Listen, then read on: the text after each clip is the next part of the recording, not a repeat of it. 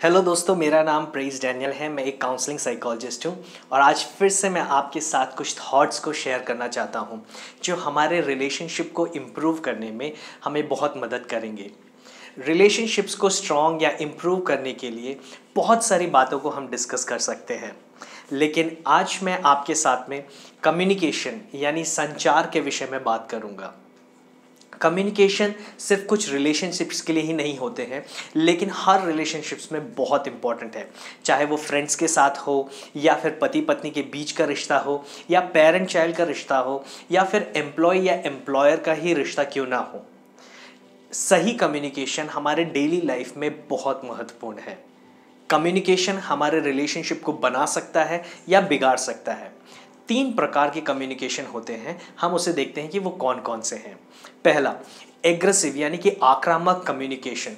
इसका अर्थ यह है कि जो व्यक्ति हमेशा अपनी बातों को दूसरों तक पहुंचाने के लिए आक्रामक शैली से बात करता है, मतलब गुस्से में बात करना या फिर बात करने के लिए किसी को भी डांटते रहना, वह हमेशा अपनी बात को सही मानता है।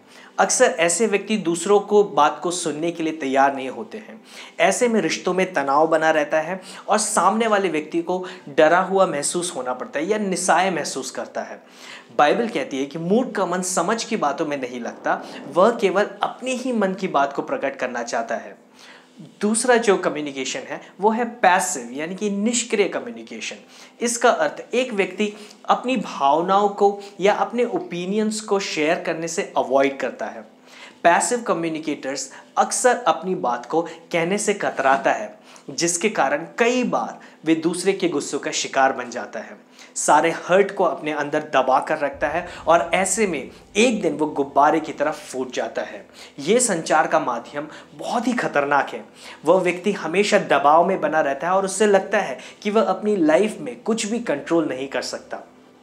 तीसरी कम्युनिकेशन की जो स्टाइल है वो है असर्टिव यानी कि निश्चयात्मक कम्युनिकेशन। इस संचार शैली में यह व्यक्ति अपनी ओपिनियंस, फीलिंग्स या अपने आइडियाज़ को साफ तौर पर व्यक्त करता है, बिना किसी को ठेस पहुंचाए। वे दूसरे के आइडियाज़, फीलिंग्स और उनकी ज़रूरतों का आदर भी करते हैं। असर्टिव कम्युनिकेटर्स दूसरे की बात को बिना रोक टोक के पूरी बात को ध्यान से सुनते हैं और अक्सर ऐसे व्यक्ति कॉन्फिडेंट, सेल्फ कंट्रोल्ड होते हैं। ये जो कम्युनिकेशन स्टाइल है वो सबसे अच्छा कम्युनिकेशन स्टाइल है और इससे रिलेशनशिप स्ट्रांग होते हैं और सुनने वाले को मैसेज क्लियरली समझ में भी आता है।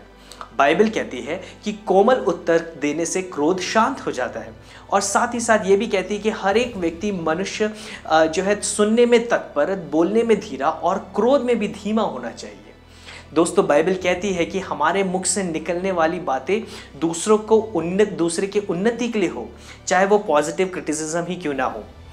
बाइबल में ऐसी बहुत सी बातें हैं जो प्रॉपर कम्युनिकेशन के लिए हमें एनकरेज करती हैं। बाइबल हमें ये भी बताती है कि यीशु मसीह लोगों से बात करता था और उनकी बातों को बड़े ही ध्यान से सुनता था। आज भी वो हमारी बात को ध्यान से सुनता है, वो हमेशा तैयार रहता है हमसे बात करने के लिए।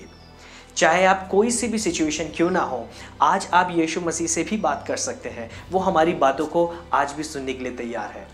दोस्तों, मैं आशा करता हूं कि हम असर्टिव कम्युनिकेशन को अपनी लाइफ में फॉलो करेंगे और हम अपने रिलेशनशिप्स को इम्प्रूव करेंगे।